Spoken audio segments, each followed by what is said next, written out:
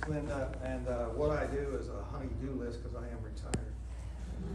But I was the Director of Information Technology and Research for the Georgia Parole Board, and later the IT Director and Education Director for Georgia Public Broadcasting. So I've been around IT for about 30 years. And I first, there was a nationwide movement to collect cast vote records from every county. And so I took it upon myself, and I found out that Steve Holder was trying to do the same thing and petitioned through open records request to Coweta County elections that I receive cast vote records because they are available through open records. And I kept getting denied, and I kept getting some attitude, and I couldn't get anywhere. Even though 124 of the 159 counties in Georgia did comply with citizens' open records requests, even Fulton County, believe that.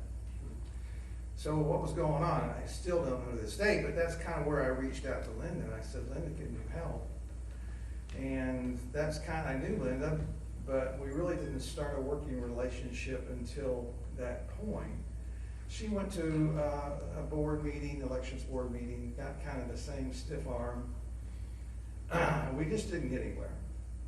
Well, there was another effort made, I hope I'm not taking too much time. No, you're fine. David Cross, who you may know, did a lot of great research to uncover something that happened in Williamson County, Tennessee. And it was the fact that in this particular elections office, they found that through their own little hand audit that machines weren't counting votes correctly. With more investigation, they found that there was something that they found embedded in their log files that later became referred to as the Williamson error. And whenever a tabulator came across something they couldn't understand, they would print out or at least log a code that said there was a QR mismatch. And at that point thereafter, none of the ballots were counted. This was verified by the national CISA, but it's never been resolved. So David led the effort to look into those log files in Georgia. So I made an open records request at Coweta, and I did get those. It was at a cost of over $300, and Linda and Voter GA helped me pay for that. And as I reviewed those log files in every precinct, I found that 60% of the precincts had this same Williamson error code embedded in log files. Now, how many votes didn't get counted? Well, how do you know? How would you know unless you were doing paper ballot hand counts? So, do you remember what happened in DeKalb County with there was a District 2 Democratic primary? Yeah. The third place candidate contested that election because in the precinct in which she and her husband voted, there were 0 votes for her. 0. So they did do an audit of the paper version of what was printed out on the paper, not the QR code, but the paper. And they found that the machine miscounted 1,800 votes. And she won the election after that, yes. Was that one precinct or across the whole district? No, it was one precinct. Yeah. That was her precinct where she and her husband lived. And according to the machine, she didn't get one vote, not one. So she challenged. And as a result, she moved from the third place to winning that particular election. Coffee County had some similar things going on back in 2020. They've been embroiled in legislation, court cases. They've been having a heck of a time. They're getting lawfare down there. But the point is, we don't know what's going on in these machines. We just don't know. And if you do the research, if you've been looking at it for 3 years like I have, and Michelle Cobb and I were comparing notes before the meeting, she knows things that I don't know. I know things that she doesn't know. Why is it that we all don't know what exactly is going on and all the fallibilities of these machines? How many people have heard of the Hollerman report? Okay, smattering. All right, Alex Hollerman is a professor at the University of Michigan. He's a professor of computer science and engineering, and he's the nationwide respected and renowned expert on cybersecurity, especially when it comes to election equipment. Now, he reported in the Curlings versus Raffensperger case that our Georgia machines are vulnerable, and he went through a whole litany of reasons and specifics on to why that was the case. And he has demonstrated that. He's no right-wing kook or anything. He's just an expert in voter integrity and the machines. You all know about the QR code that has been used on the ballots, right? And it's been ruled by a federal judge that is illegal versus compared to Georgia law. It should not be allowed. It continues to be used. And he demonstrated how that QR code can be hacked and changed, and we would never know it because that's the only thing the machine reads to record your selections. He goes on and on about all the vulnerabilities that still exist in our equipment in Georgia. You've heard about Raffensperger doesn't want to update the machines. Even if he did, it's not going to solve these vulnerabilities. We jump to another topic. Who was at the the GOP convention in Columbus? Did you happen, that's great. Did you happen to be at Captain Seth Ketchell's presentation? I guess not a lot of you did.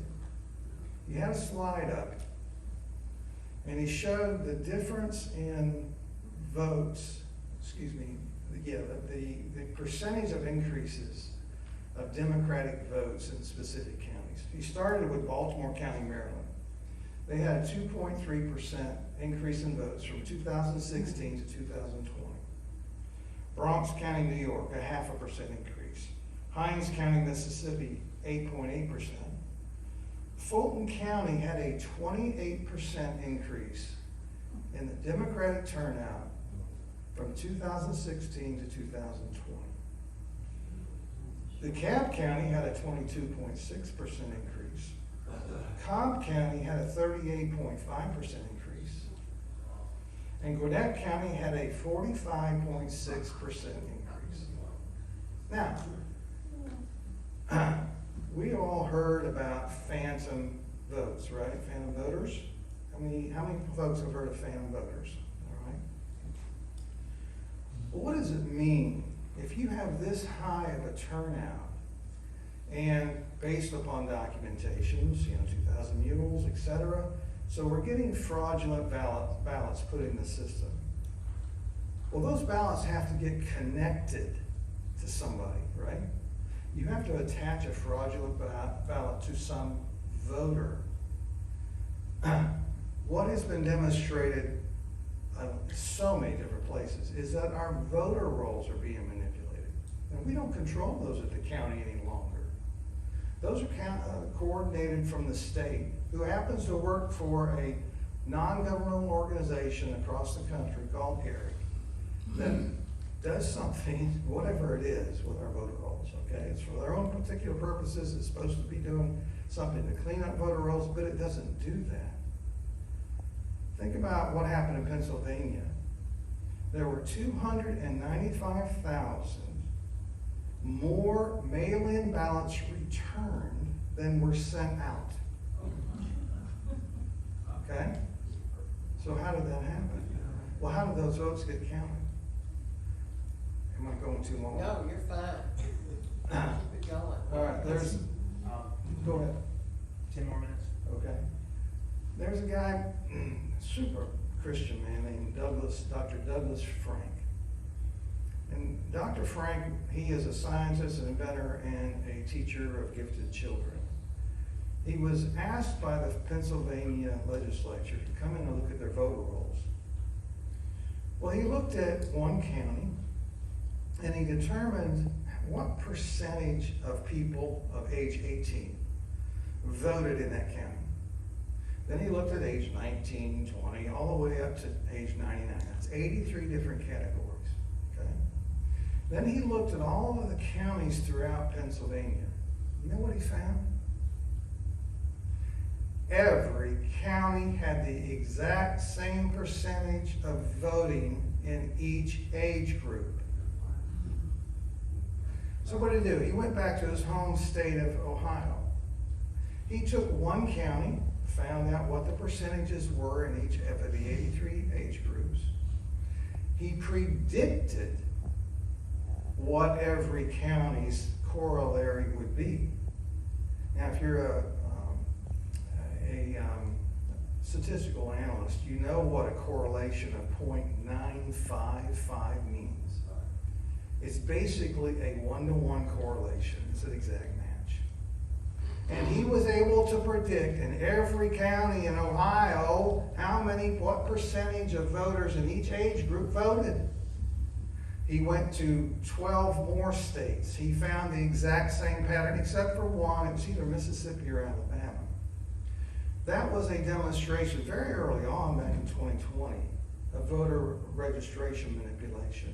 There's so many different stories of that. Now, thanks to Linda, she has been in contact with two different specialists in the country who are going around the states and doing analysis of not just the voter rolls, but they're comparing and analyzing other databases like motor vehicle,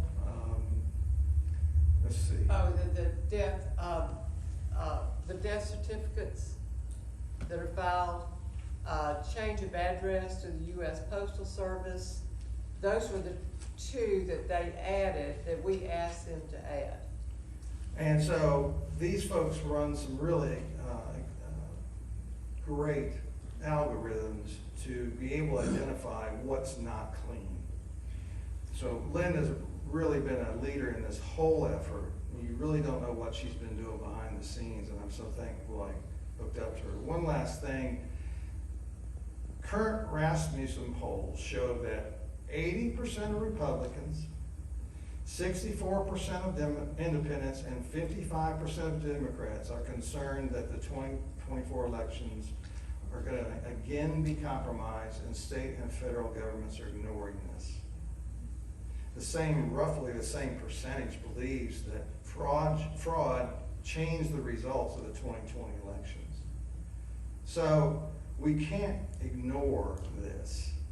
And the only